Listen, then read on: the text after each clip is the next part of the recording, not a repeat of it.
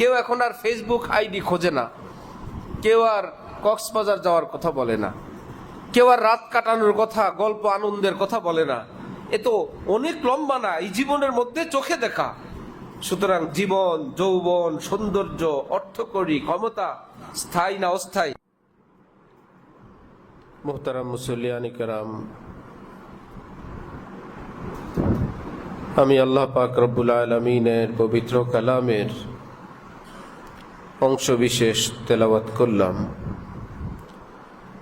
এবং হযরত রাসূল করিম সাল্লাল্লাহু আলাইহি ওয়াসাল্লামের একখানা হাদিস শরীফ পাঠ করলাম।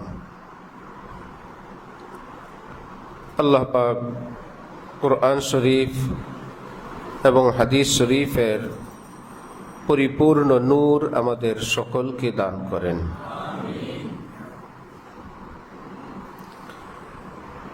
কুরআনে পাক এবং হাদিসে পাকের নূরে আমাদের জীবনকে সুন্দর করার, আলোকিত করার তৌফিক দান করেন।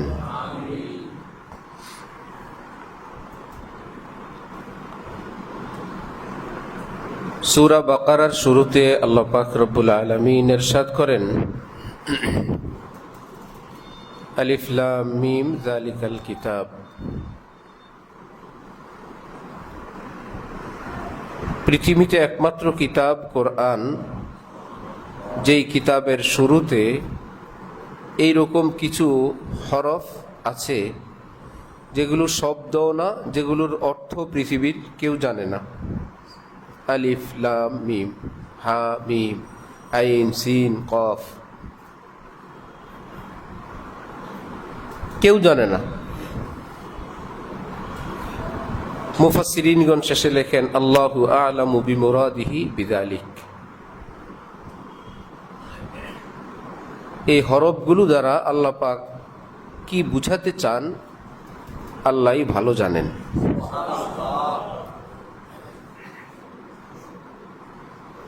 স্পষ্টভাবে কেউ কোনো কিছু বলার ক্ষমতা রাখে না। এখানে চুপ থাকাই নিরাপদ। আলিফ লাম মিম, আলিফ লাম মিম, হামিম হামিম, ইয়াসিন ইয়াসিন, তহা তহা, শুধু হরফ। ক খ, সরে সরেয়া, আলিফ বা তা সা, তারপরে কোনো একটা কথা বলবে। আর দ্বিতীয় কোনো কিতাব এই পৃথিবীতে এমন আর নাই।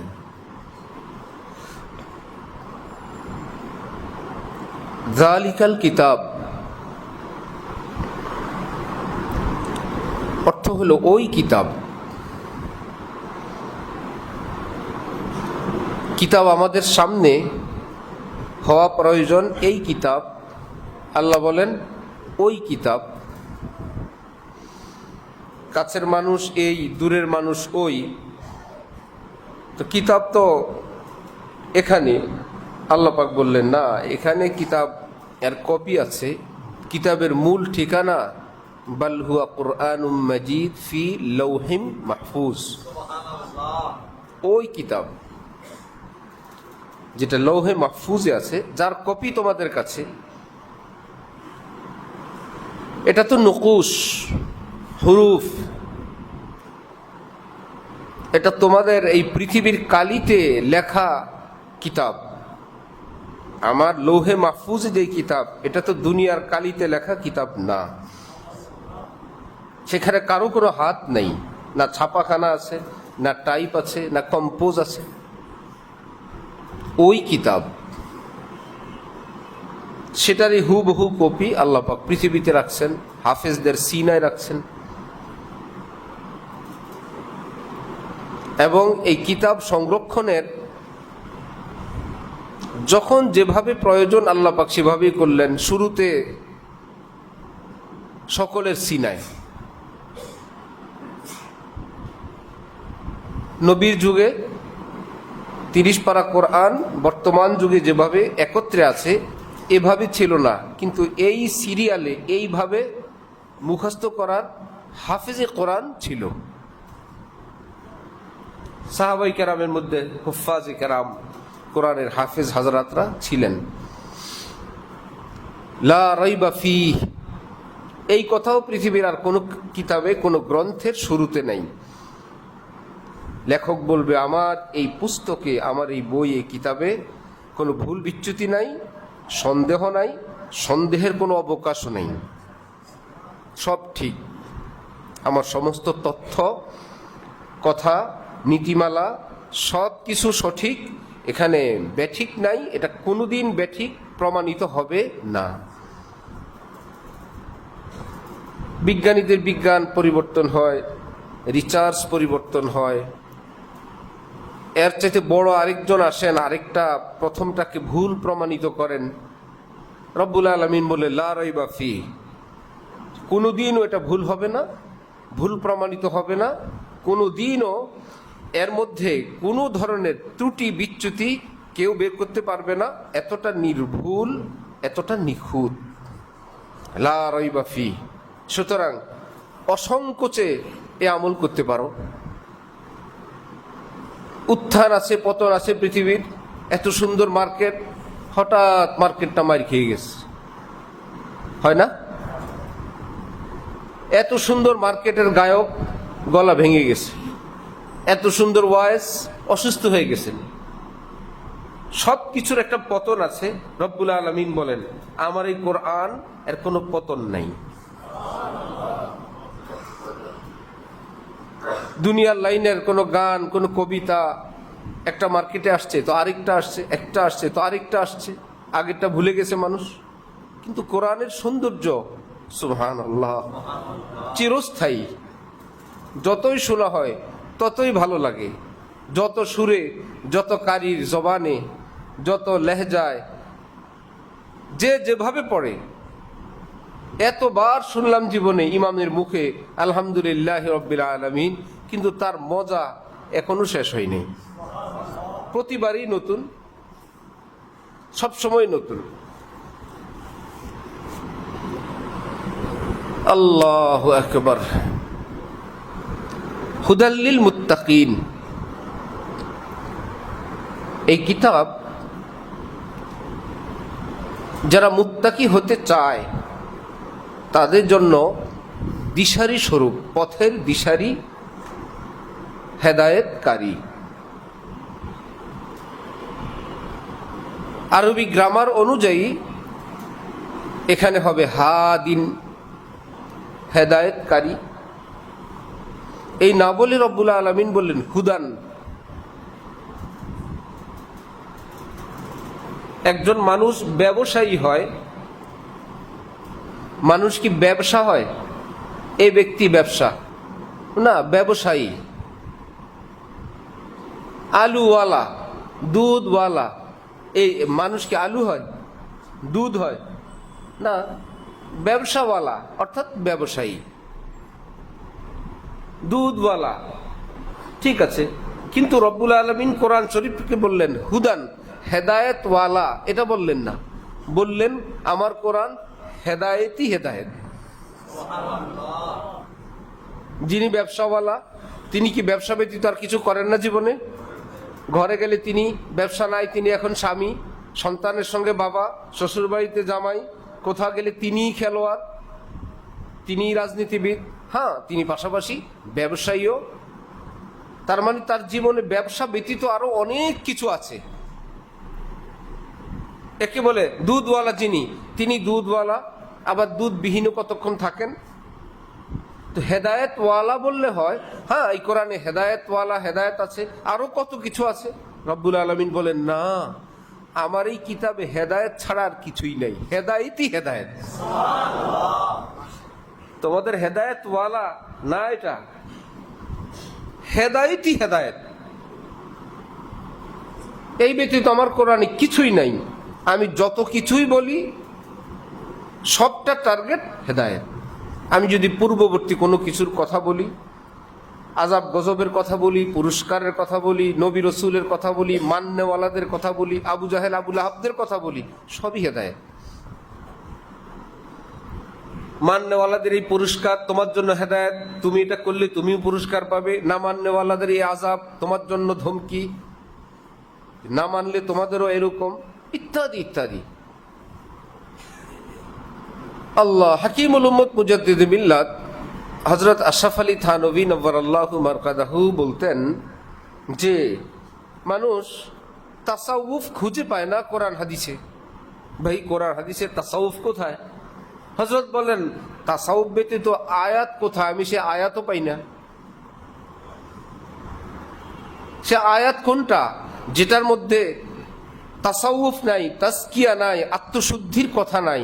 তাসাউফ যেটা, সেটা তো হলো বান্দাকে আল্লাহর সঙ্গে জোড়ানো, এটা হলো তাসাউফের কথা। 30 পারা কোরআন তো এই কাজই করে, বান্দাকে আল্লাহর সঙ্গে জুড়তেই থাকে।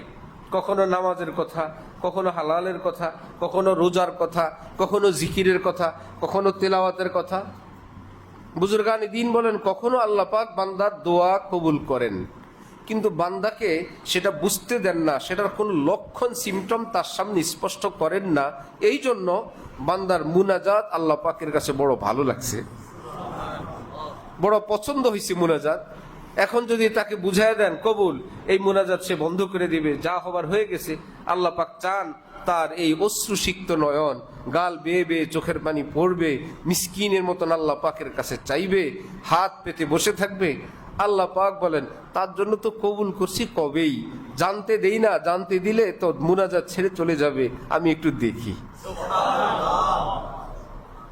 আরেক বুজুর্গ ভুল করলেন, মুনাজাত করলেন, কান্নাকাটি, ভিতর থেকে আওয়াজ, মনে হয় আল্লাহ মাফ করে দিছেন, অন্তর সাফ সাফ লাগে। নিজেই নিজের চোখের পানিকে বলেন আপনা কাহি তুঝসে পৌঁছে উনকো গম, এ চোখের পানি এত বেশি ঝরবা না, প্রবাহিত হবা না, আল্লাহ যদি কষ্ট বানাবার।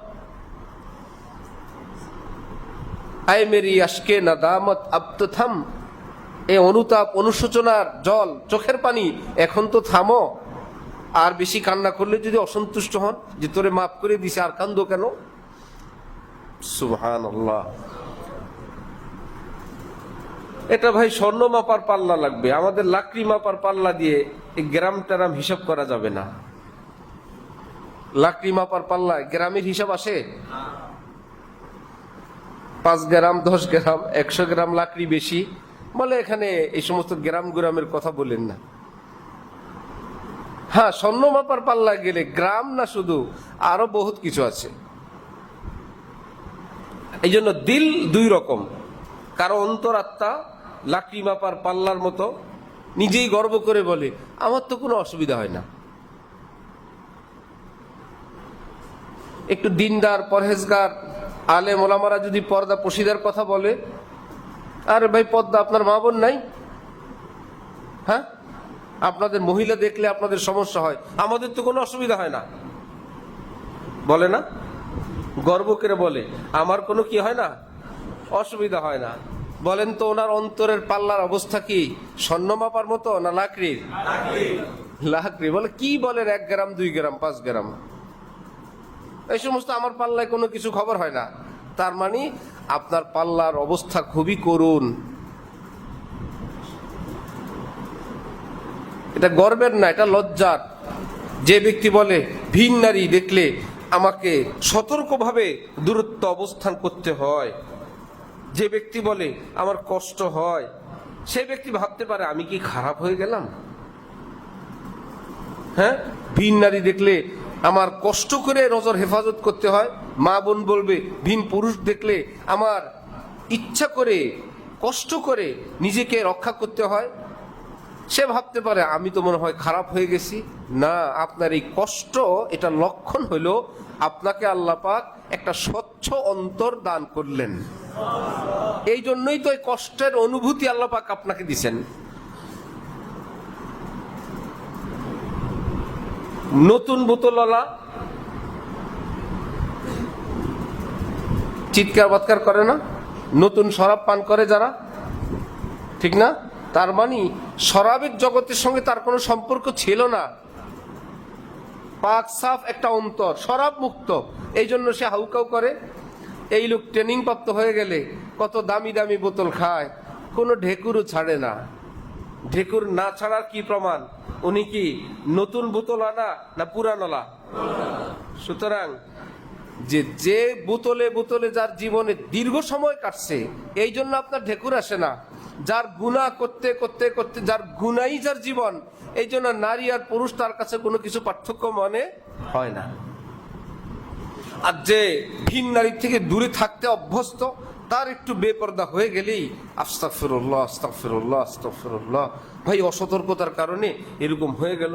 ভাই এই আস্তাগফিরুল্লাহ অর্থ যে ভাই শরীয়তে পাকের সীমা লঙ্ঘন হয়ে গেছে আমার দ্বারা, যে সতর্ক থাকার দায়িত্ব ছিল আমি সেখানে হই নেই। এক সাহাবী আসছেন, তার জিনা করতে মন চায়। ভাই কত সাফ দিলের মানুষ ছিলেন তারা। নবীজি তো বললেন যে যার সাথে তোমার বোনের সঙ্গে যদি কেউ জিনা করতে মন চায়, মায়ের সাথে, খালার সাথে, ফুফুর সাথে, তাহলে তুমি, আমার কাছে ভীষণ খারাপ লাগবে। যার মনে এই কথা আসবে, আমার তো মন চাইবে আমি তাকে খুন করে ফেলি। আমার মায়ের সাথে, আমার বোনের সাথে। বললেন যার সঙ্গেই তোমার মন চাইবে সেও তো কারো বোন, কারো মেয়ে, কারো ফুফু, কারো খালা। ওফো, এই জন্য মা বোন আমাদের মায়ের জাতি, আমাদের বোনের জাতি, তারা সম্মানের পাত্র, ইজ্জতের পাত্র। রব্বুল আলামিন সেই ইজ্জতটাকে এভাবে রক্ষা করলেন যে তাকে তার পথে, তুমি তোমার পথে যাও। তার দিকে লোলুপ দৃষ্টিতে তাকাবে, মনে হারাম কিছু পাকাবে, এটা কি তার জন্য সম্মান না অসম্মান? ইসলাম শিক্ষা দিল সম্মানের, যে ভাই সে তার পথে, তুমি তার পথে। কাফের মুশরিকরা, নারী অধিকারওয়ালারা বলল না, ইচ্ছা মতো দেখো, যা মন চায় ভাবো, কল্পনা করো, রাত গভীরে গিয়ে নিজের স্ত্রীর সঙ্গে থাকো, আর পর নারীকে কল্পনা করো। নিজের স্ত্রীকে বলো তুমি তো অত সুন্দর না, তুমি তো অত ভালো না, অত রূপসী না, অত না, এটা না সেটা না। এটা কি নিজের স্ত্রীর হক আদায় হলো না জুলুম হলো? জুলুম হলো, অত্যাচার হলো। ইসলামের চেয়ে সুন্দর তরিকা পৃথিবীর আর কারো কাছে নেই। আল্লাহ পাক চাইলে সবগুলো মানুষ এক ডিজাইনের বানাইতে পারতেন না, তিনি প্রত্যেক জনের নতুন ডিজাইন। কোন দুইজন একরকম নাই, কোন দুইজন পৃথিবীর একরকম নাই। এখন চেহারা এত লম্বা বিষয়, এটা থেকে ছাপ নেওয়া মুশকিল। বিজ্ঞানীরা খুঁজে মুজে দেখলো যে আঙ্গুলও তো একটা জায়গা আছে, আঙ্গুলের মাথা দিয়ে দিলে হবে। এই আঙ্গুলের মাথাও দুইজনের একরকম নাই। আল্লাহু আকবার। আঙ্গুলের মাথা পুরো পৃথিবীর দুইজনের একরকম নাই। কিভাবে তিনি এইটুকুন জায়গাকে এত রকম বানাইলেন?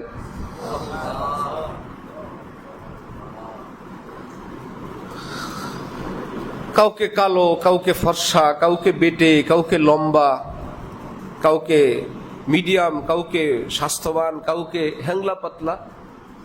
আল্লাহ পাকের হুকুম, আল্লাহ পাকের ব্যাপার। কাউকে পুরুষ তো কাউকে নারী, কাউকে মা, কাউকে বোন, একই জাতির, কাউকে আবার স্ত্রী। এই জন্য সব সমান, এটা ইসলামের নীতি না। বরং একজন আমার স্ত্রী, অন্যরা আমার বোন, কেউ আমার মা, কেউ খালা ফুফু, কেউ ভিন্নারী। এটা ইসলামের বিধান। আপনার ঘরে কে থাকবে? ভাই আমার ভাই থাকবে, আমি থাকবো, মা থাকবেন, বাবা থাকবেন, খালা থাকবেন, খালু থাকবেন। রাস্তা থেকে একজন এসে বলল ভাই তারা যেমন আমিও তো তেমন, আমাকে থাকতে দেন, দিবেন না? ভাই তুমি পর, তোমাকে থাকতে দেওয়া যায় না। তো বোঝা গেল আপনত্ব এবং পর একটা বিষয় আছে।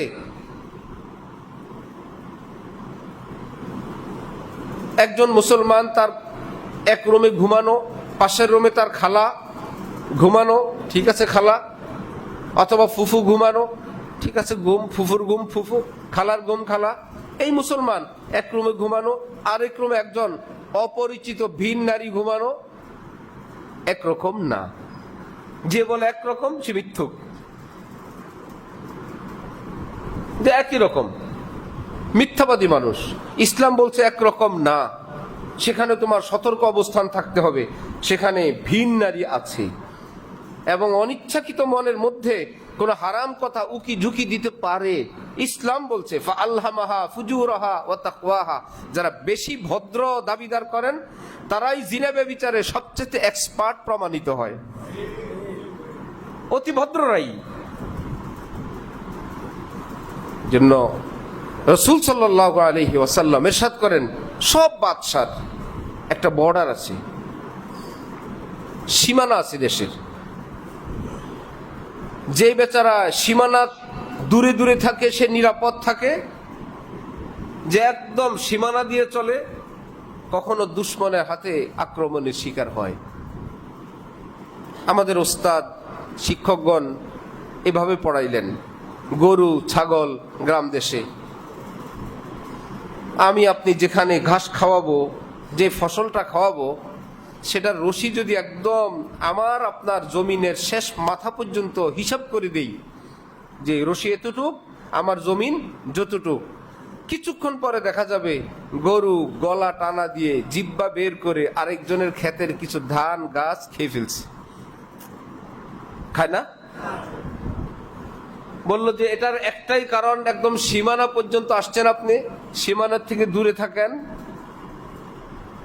তাহলে টানা দেওয়ার পরেও গলার জিব্বা আপনার জমিনেই থাকবে। আলা ওয়া ইন্না লিকুল্লি মালিকিন হিমান, ইমাম বুখারী বর্ণনা করেন, শুনো, সব বাদশার বর্ডার আছে, সীমানা আছে। ওয়া হিমাল্লাহি মাহারিমুহু, ঠিক আল্লাহ পাকেরও কিছু বর্ডার আছে, সেগুলো হলো হারাম কাজগুলো। বাদশা যেরকম নিয়ম একদম সীমানায় যাবা না, আল্লাহ পাকের হুকুম হারামের কাছে যাবা না, সেখানে গেলে নিজের যখন তখন নফস টানা দিয়ে জিব্বা বের করে সীমা লঙ্ঘন করে ফেলবে, দূরে থাকো। পুরুষ মানুষের জন্য টাকনুর উপরে কাপড়, পায়জামা, প্যান্ট, জুব্বা, আবা কাবা, পাগড়ি, উপর থেকে পরিহিত পোশাক টাকনুর উপরে রাখতে হয়। সে উপরের হিসাবটা হলো দাঁড়ানো অবস্থায়, বসে গেলে আর কোনো হিসাব নেই, ঠিক আছে? কিভাবে? দর্জির কাছে আপনি যখন বানা দিবেন, আপনি স্বাভাবিক যেভাবে থাকেন এভাবে থাকবেন। স্বাভাবিকের পাশাপাশি আমরা কখনো দাঁড়ানো অবস্থায় শরীরটা একটু ছেড়ে দেই, এত টান টান করি না, একটু ছাড়ি, ওইটা কেউ খেয়াল করবেন না। আমি তো মাঝে মাঝে একটু ছাড়ি, একদম রোবটের মতন, পুতুলের মতন তো টান টান করে আমরা থাকি না। যদি আমি একটু শরীরটা ছেড়ে দেই, তখন যাবে কোথায় ফিতাটা, সেটা দেখে তার একদম ছুঁই ছুঁই বানানো নিষেধ, কারণ ওটা বর্ডার।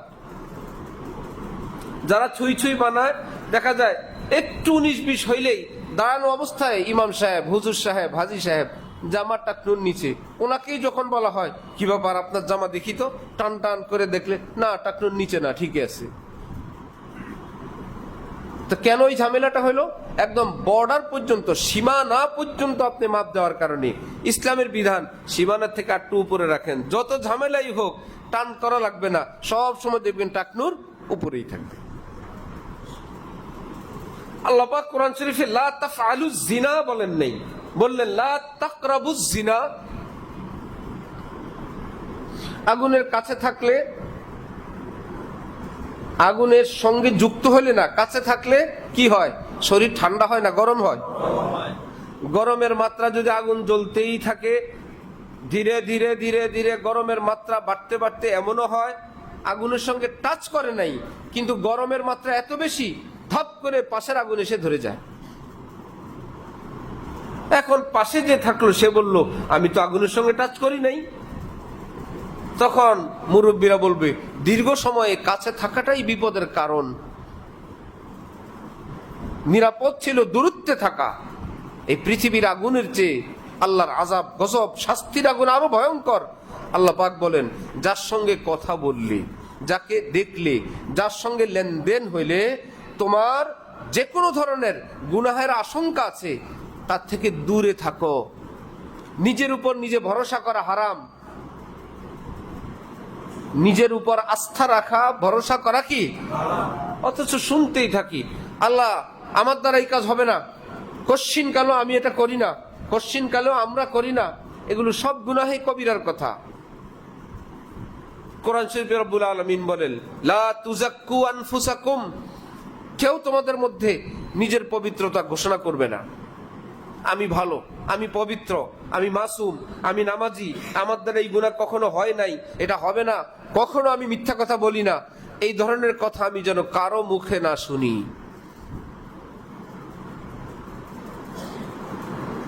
কারণ তোমার পবিত্র থাকার বিষয়টা তোমার হাতে না, তোমার নিজের হাতে না। ওয়ালাউলা ফাজলুল্লাহি আলাইকুম ওয়া রাহমাতুহু মা যাকা মিনকুম মিন আহাদিন আবাদা। আল্লাহর ফজল, আল্লাহ পাকের অনুগ্রহ, দয়া যদি না হইতো একজনও তোমরা গুনাহ থেকে মুক্ত থাকতে পারতে না। ওয়ালাকিন্নাল্লাহা ইউযাক্কি মান ইয়াশা, কিন্তু আল্লাহ পাক যাকে চান তাকে পবিত্র করেন। তাহলে আমার আপনার একটু ভালোর লেশ, একটু নামকা ওয়াস্তে ভালো যেটা আমরা দেখি উপরে উপরে, এটাও কি আমাদের কৃতিত্ব না আল্লাহর দান? তা আমার কি ছাই যদি উঠতে থাকে, এটা কি ছায়ের পাওয়ার না বাতাসের পাওয়ার? ছাই উড়ে উপরে 10 তলায় 20 তলায়, ছায়ের গর্ব করার কিছু নেই। সে তখন জানতে হবে এটা বাতাসের গুণ, বাতাস আমাকে এখানে নিয়ে আসছে। বিপরীত দিকে যখন টান দিবে আমি ছাই, মাটির ছাই মাটিতেই। বান্দা যে কোনো নেয়ামত আল্লাহ পাক দেন, সৌন্দর্য হোক, জীবন যৌবন হোক, ঘর বাড়ি হোক, ব্যবসা বাণিজ্য হোক, ধন দৌলতের যে কোনো হোক, ক্ষমতা হোক, এটা বান্দার নিজের না। মনে করা আল্লাহ আমাকে উপরে উঠে রাখছেন, চাইলে তিনি টান দিবেন নিচে চলে যাবে, কেউ জিজ্ঞাসা করার থাকবে না। আমাদের পরিচিত এক হাজী সাহেব ফকিরাপোল দিকে ব্যবসা করেন। এক ভদ্রলোকের কথা বললেন, তিনি যেই পথে যান তার ঘ্রাণে স্বর্ণের চেইন, পুরুষ মানুষ, অসাধারণ জীবন যাপন, এবং প্রায় বাজার করেন মাসে একাধিকবার। সিঙ্গাপুরে বাজার করেন, থাইল্যান্ডে যান বা বিদেশে যান, সাপ্তাহিক বাজারও বিদেশে, মাসিক বাজার বিদেশে, বাচ্চা কাচ্চার অ্যাভেলেবেল চিকিৎসা ইত্যাদি। বলেন 8-10 বছরের ঘটনা। এরপরে আমাদের অফিসের সামনে ওই লোকটা আসলো, কি কাপড় চোপড়, কি হাত পায়ের অবস্থা, কি চেহারা, চিনতে আমার অনেক কষ্ট হইল। এই সেই লোক? ব্যাপার কি? চেনা তো যায়, কিন্তু আবার পুরা সন্দেহ হয় না তো, এত পয়সা, এত ধনী, কি জুতা জোড়া কেমন, পাগুলো ফেটে গেছে, ময়লা আবর্জনা, কাপড় চোপড় কেমন। সাহায্যের জন্য আসছে। উনি বলেন, আমি আমার ভাইকে বললাম কিছু টাকা দিয়ে দাও, কিছু টাকা দাও।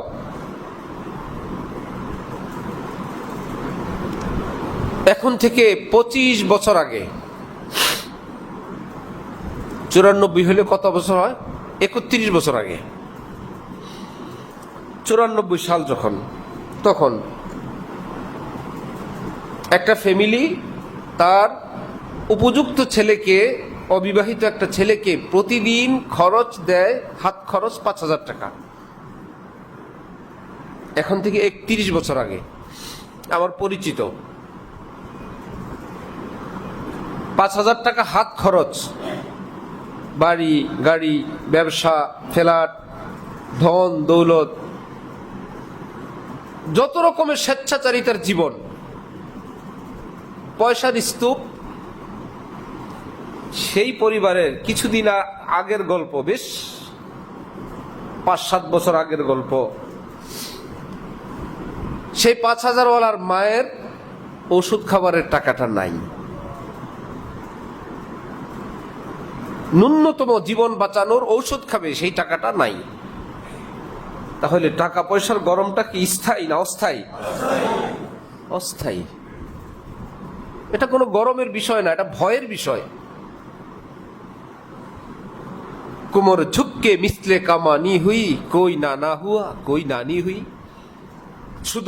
সুদর্শনা যুবক যুবতী একটু 20-30 বছর পর গেলে কোন এলাকায়, নিজের গ্রামে কেউ যদি এরকম পরে যান, কেউ কি চিনবেন না। কি সুঠাম দেখো, কি উঁচু মানুষটা, গলার কত বুলন্দ আওয়াজ, কি গ্লেজ, কি স্মার্টনেস সেই মানুষটা। এর মধ্যে অনেকের খবর পাবেন ইন্তেকাল হয়ে কবরে চলে গেছে। আমি আমার লজিং বাড়িতে গেলাম গত রোজার ঈদের পরে, ঘুরে ঘুরে যে সমস্ত বাড়িতে খাওয়া দাওয়া করলাম, হেফজখানায় থাকতে আব্বা ছিলেন, এই ঘরে খাও কয়েকদিন, ওই ঘরে ছোট মানুষ, তো ফ্যামিলি নিয়ে বাচ্চাদেরকে সহ গেছি। মাঝে মাঝে একাধিকবার যাওয়ার কারণে পরিচয়টা আছে, বহাল আছে। এক জায়গায় গেলাম মোটামুটি 8-10 বছর পর, বললাম তো ফারুক ভাই কোথায়, কি আছে? হ্যাঁ জানো না, ফারুকের তো ইন্তেকাল হয়ে গেছে। ওফো, ফারুকের ইন্তেকাল হয়ে গেছে মানে আমাদের চেয়ে অল্প একটু বয়সে বেশি, 2-3 বছর বড়, স্ট্রোক করে এ হয়ে গেছে। কি জীবন, কি আনন্দ, কি পড়াশোনা, কি দাপট, কি পয়সা গড়ি। পাশের ঘরের একজন মুরব্বী, তো ওনার ছেলে মেয়ে, তাদের কথা জিজ্ঞাসা করলাম। ও, হাসিনার তো মৃত্যু হয়ে গেছে জানো না, অ্যাপেন্ডিসাইড ব্যথা উঠছিল, বিয়ের 1 বছর পরেই তার মৃত্যু হয়ে গেছে। ওফো, এই পাশাপাশি 2 ঘর, হাসিনা মারা গেছে, ফারুক তো ইন্তেকাল হয়ে গেছে কত বছর আগেই। আবার কতগুলো মানুষকে দেখা যায় লাঠি ভর দিয়ে হাঁটে। কেউ একদম যুবক ছিল, সাদা দাড়ি হয়ে গেছে, কারো চেহারার দিক তাকানোর মতো না, দাঁত দুধ পড়ে গেছে। কোমর ঝুঁকে মিসলে কামানি হুই, কোমর ঝুঁকে কামানের মতন বেঁকে গেছে, কই নানা হুয়া কই নানি। কেউ নানা হয়ে গেছে, কেউ নানি হয়ে গেছে। কেউ এখন আর ফেসবুক আইডি খোঁজে না, কেউ আর কক্সবাজার যাওয়ার কথা বলে না, কেউ আর রাত কাটানোর কথা, গল্প আনন্দের কথা বলে না। এ তো অনেক লম্বা না, এই জীবনের মধ্যে চোখে দেখা। সুতরাং জীবন, যৌবন, সৌন্দর্য, অর্থকরী, ক্ষমতা স্থায়ী না অস্থায়ী? খুবই অস্থায়ী, খুবই অস্থায়ী। কাঁপতে থাকা চাই, কাঁপতে থাকা চাই। আল্লাহ দিলেন নিয়ে যাবেন। আশাবাস সাগীরা ওয়া আফলাল কবীর কাররুল গাদাতি মাররুল আশি। এই যে প্রতিদিন সূর্য উদয় হয়, ঠিক দুপুর হয়, বিকাল হয়, অস্ত যায়, এটা আমাদের উপর দিয়ে যায়, পৃথিবীর সব কিছুর উপর দিয়ে যায়। এবং সব কিছুর মধ্যে এই সূর্যের উদয়, সকাল, দুপুর, বিকাল, সন্ধ্যা, সেটার একটা অ্যাকশন আছে সব কিছুর মধ্যে। এই তো ভূমিষ্ঠ হওয়া শিশু, সূর্যের উদয়। এই তরুণ, সূর্যের সকাল। এই যুবক, সূর্যের দুপুর।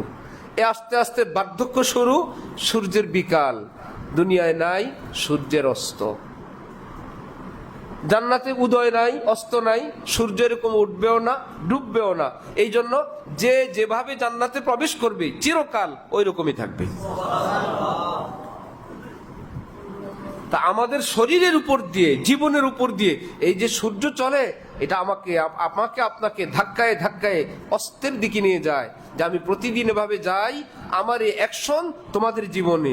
এই তো ফুল গাছ, এই তো মুখে একটু কলি, এই তো 1-2টা পাপড়ি খুললো, এই তো ফুলটা ফুটে গেল, তারপরে আর কোনো পাট আছে? এবার ঝরার পালা। একটা সময় ফুল গাছ, তারপরে কলি, তারপরে ফুলের ধীরে ধীরে পাপড়ি, তারপর একদম সুন্দর ফুটন্ত ফুল। কি ঘ্রাণ, কি মুগ্ধতা, কি স্নিগ্ধতা। ধীরে ধীরে এইবার ঝরা আরম্ভ। না নাম আছে, না গন্ধ আছে, কিছুই নেই। যে ঠোঁট, দাঁতবিহীন শিশুর ঠোঁট কতটা আকর্ষণীয়, দাঁত উঠলে কতটা আকর্ষণীয়, ব্রাশও করা লাগে না, মায়ের দুধ খায় কুদরতি ভাবেই। বাচ্চার মুখ আল্লাহ পাক সুন্দর রাখেন, সুবহানাল্লাহ। ছোট্ট শিশুর ব্রাশ করা লাগে? দুধ খাইলে, আমাদের রাতে দুধ খেয়ে যদি ঘুমাই, সকালবেলা কি অবস্থা হয়, কি গন্ধ। যে ভাই রাতে দুধ খাওয়ার পর ব্রাশ করা হয় নাই, একদম সব তছনছ এলোমেলো। ডেলি দুধ খায়, কোনো ব্রাশ না, কোনো পেস্ট না, কোনো মেসওয়াক না। আল্লাহ বলেন আমি আগেই তার লালার মধ্যে সব মেডিসিন দিয়ে রাখছি, সব মেডিসিন আমি দিয়ে রাখছি। বড় একজন মানুষ যদি পড়ে আর যদি মাথা ফুলে যায়, কত হসপিটাল। ছোট্ট বাচ্চাদের বিশাল বড় আলু, কোথাও তাল, কোথাও জাম্বুরা, ঠিক না? ডাইনে বায়ে, কোনো সমস্যা নেই। আল্লাহ পাক বলেন আমি তার মধ্যে সেটা চিকিৎসার ব্যবস্থা রাখছি, একটু বরফ টরফ দাও, অটোমেটিক দেখবা ভালো হয়ে যাবে, দিয়ে রাখছেন তিনি।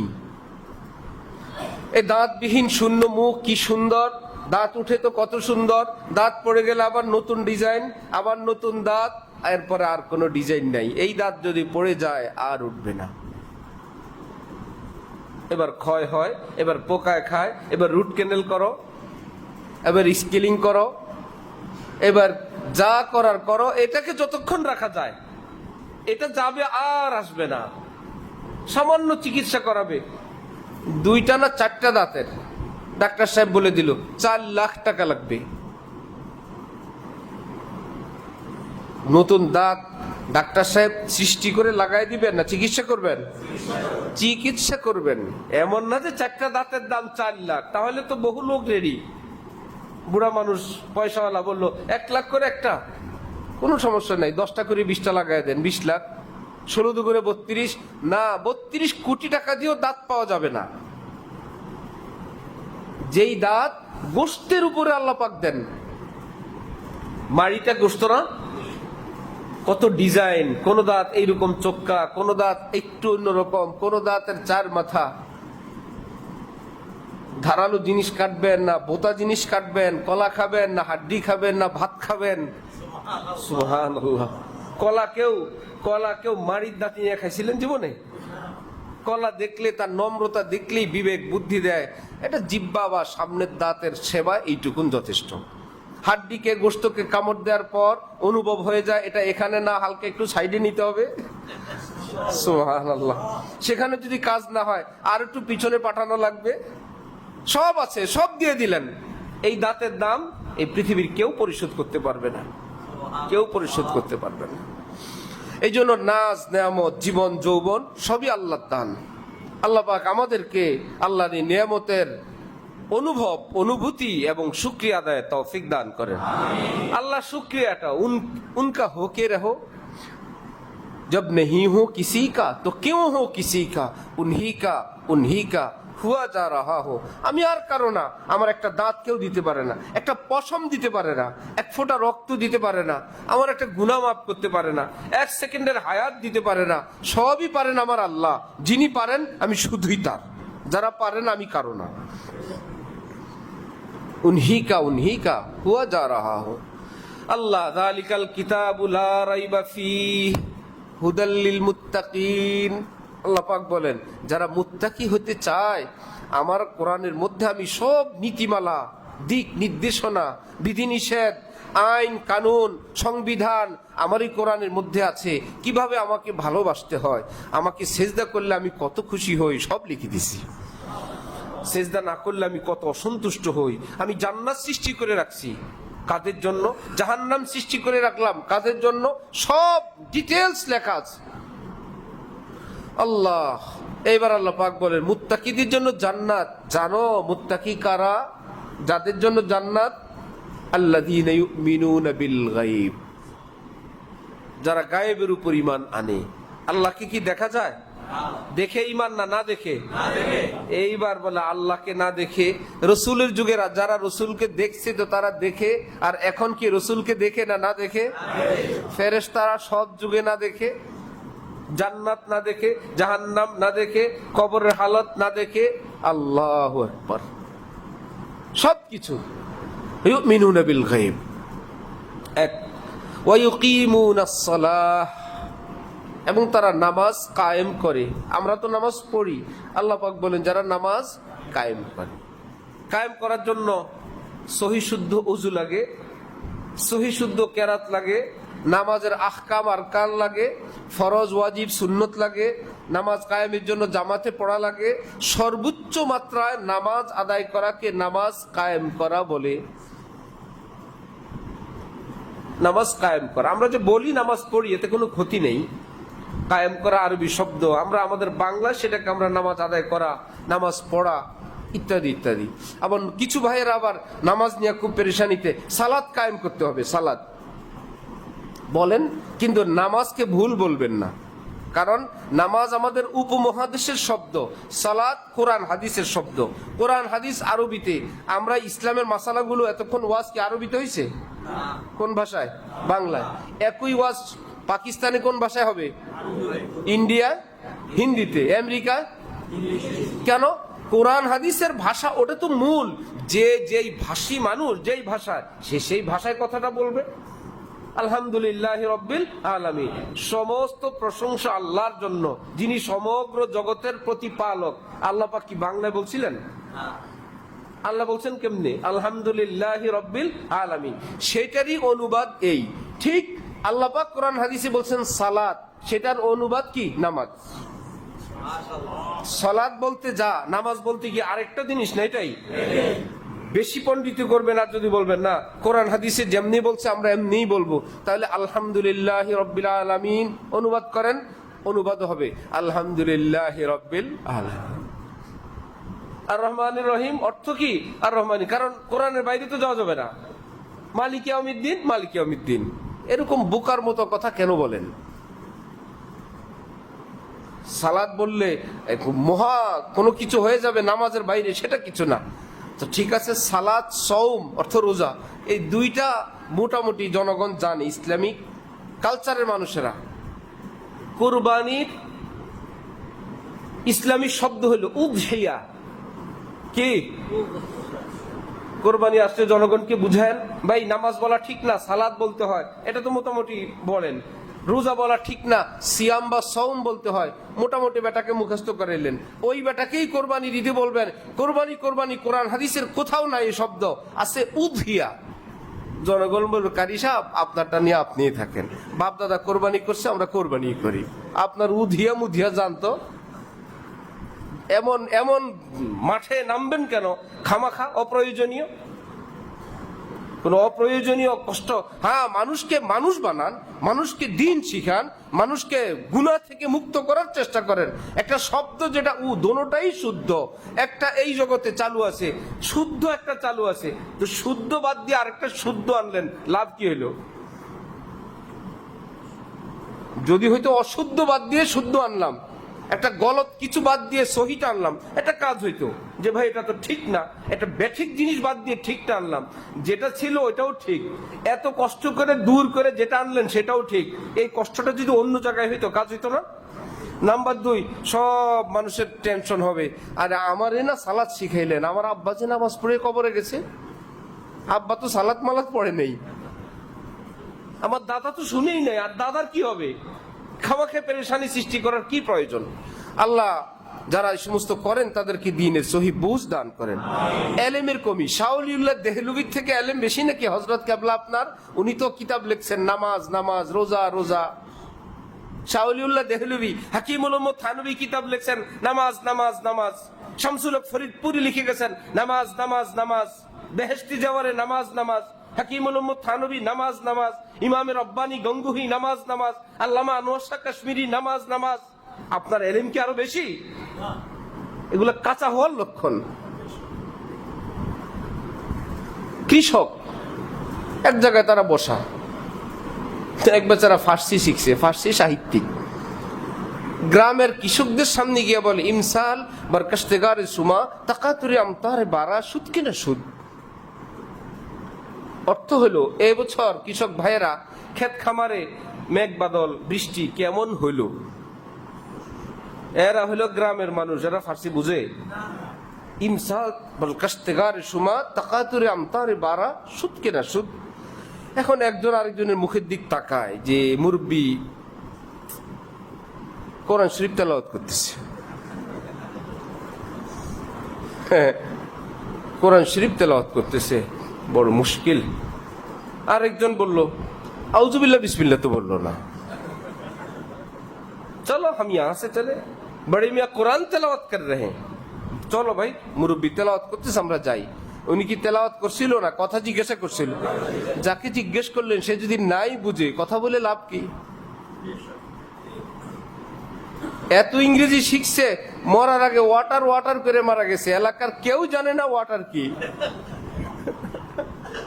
বেটা ওয়াটার বাদ দিয়ে পানি পানি বলতি, এক ফোঁটা খাইতে পারতি। ওটা তো কেউ বুঝে না। তো যেটা মানুষ বুঝে, এই অঞ্চলের মানুষ, আমাদের ভারত উপমহাদেশ, পাকিস্তান, বাংলাদেশ, নেপাল, বিভিন্ন দেশের নামাজ রোজা বুঝে না। নতুন করে শব্দ দিয়ে আপনি কি বুঝান? আমরা যে নামাজ পড়ি, এই নামাজ আর আপনার সালাতে একটু বেশ কম আছে নাকি? তো তার নাম। এজন্য আমাদের ভারত উপমহাদেশের কোন লোক আমেরিকায় গেলে অসুস্থ হয়ে গেছে, বেচারা ভাষা ঠিক মতো জানে না, এখন ছটফট করে। একজন এসে সন্দেহ করছে, ওই এলাকার লোক জিজ্ঞাসা করলো পেন। সে ভাবলো যে আরে কোন পেইন পুইন বলে, দরদ। দরদ দরদ অর্থ কি? ব্যথা। ব্যথা। রুগী বলে দরদ। যে সেবা করতে আসছে সে তো দরদ জানে না, আবার দরদ কি? সে তার ভাষায় জিজ্ঞাসা করতেছে পেইন, সে বলতেছে আর কি, পেইনের ওষুধ খাওয়ালে তো আরেক মুশকিল। এখন সেবাও করতে চায়, কেউ কারোটা বুঝেও না। তৃতীয় একজন আসছে, এসে দেখে রুগীর এই হাল, রুগী বলে দরদ দরদ। যিনি সেবাকারী তিনি বলেন পেইন পেইন। দুইজন একজনের সেবা করতে চায় কিন্তু না বুঝার কারণে বড় মুশকিল। এইবার তৃতীয় ব্যক্তি দোনোটাই বুঝছেন, দরদ কি আর পেইন কি। এবার দোনোজনকে বুঝায় বললেন দরদ পেইন সেম সেম, একই জিনিস। ভাই এই পেইন আলা, তুই যে পেইন বলস, এটা আর দরদ একই জিনিস। দরদ আলা, তোমার দরদ আর পেইন একই জিনিস, এ ঝামেলার জিনিস না, একটাই ওষুধ। তোমার দেশে দরদ বলে, এই দেশে কি বলে? পেইন বলে। আমার ভাইয়েরা, ঠিক সালাত আমাদের দেশে নামাজ বলে, এই জন্য কি সৌদি আরবে কি নামাজ বলবে না সালাত বলবে? সালাত বলবে। আমরা মিশর গেছি জুমার দিন, জুমার আগ দিয়ে, তো কিতাবের মাঠ যেখানে মেলা, আমরা সেদিকে যাই, তো মসজিদ খুঁজতেছি। তো মিশরের উচ্চারণ জিমকে যাকে গা বলে, জুমাকে গুমা বলে, গুমা। এটা একদম আঞ্চলিক উচ্চারণ না, তাদের সহি শুদ্ধ এয়ারলাইন্সে ওইটাই বলে। এয়ারলাইন্সের ভাষা তো শুদ্ধ হয় না, যেটা এলান হয় সেটাকে জুমাকে গুমা বলে, গুমা। তো মসজিদ সেই হিসেবে কি হবে? মসজিদ। আরে জ্বালা, আমরা তো আমার বলে বলছে ইয়াল্লা গুমা গুমা, আমি গুমা। তখন তো আমি তো আগে থেকে জানার কারণে কি জুমারে কি বলতেছে? গুমা। মসজিদ কি? মসজিদ। ওই বেচারা যে মসজিদ বলে, আর আমাদের মসজিদ, আর বাংলায় মসজিদ, এদিকে তিন জিনিস না একই জিনিস। আরে জ্বালা, ওই বেটারে শুদ্ধ করার দরকার আছে। এই কোরআন হাদিসে মসজিদ, সুবহানাল্লাযী আসরা বিআবদিহি লাইলাম মিনাল মসজিদিল হারাম, মিশরবাসী মসজিদ হাদা। এরা বলবো তেলাওয়াত যখন করি মসজিদই করি, আর যখন আমাদের মিশরি ভাষায় বলি মসজিদ। জুমা গুমা গুমা। আরে কি, এটা আঞ্চলিক ভাষা, এটা তো কোরআন না ভাই। হ্যাঁ, কোরআনের সেটাকে এই ভাষায় বলানো, এটার জন্য জেহাদ, যুদ্ধ ঘোষণা। সুদে, ঘুষে, জিনায়, ব্যভিচারে, কুদৃষ্টিতে সব বলতেছে উনি, এই শব্দ হবে না সেই শব্দ। হযরত ওমর রাদিয়াল্লাহু তাআলা আনহু এক দেশে রওনা হয়েছেন, হঠাৎ এলাকার মধ্যে গেলে শুনলেন ভিতরে মহামারী। বলল ভাই আমি সেদিকে যাব না, ভিতরে কঠিন রোগ চলছে। এক সাহাবী বললেন তকদির থেকে আপনি ভাগতেছেন? তকদিরে যা আছে তাই হবে, চলেন হুজুর। আপনি তকদির থেকে পলায়ন করতেছেন? আল্লাহ তকদিরে লিখে রাখছেন কিছু, আর আপনি ওখান থেকে পালাইতে পারবেন? হযরত ওমর বলে বোকা, তকদিরের থেকে তকদিরের দিকেই যাইতেছি। তকদিরে লেখা ছিল আমি এই পর্যন্ত আইসা ফেরত যাব, ওইটাই ঠিক আছে। তকদির আমারে বুঝাও, আমি যে এই পর্যন্ত আসবো, আইসা এই খবর পাবো, এরপরে যে ফেরত যাব, এটাই তকদিরে লেখা ছিল। বুজুর্গি এখানে দেখাইতে আসছো? আল্লাহ আমাদেরকে দ্বীনের সহি বুঝ দান করেন। আল্লাহ তাওফিক দিলে বাকি অংশ আবার ইনশাআল্লাহ। ওয়া আখিরু দাওয়ানা আলহামদুলিল্লাহি রাব্বিল আলামিন।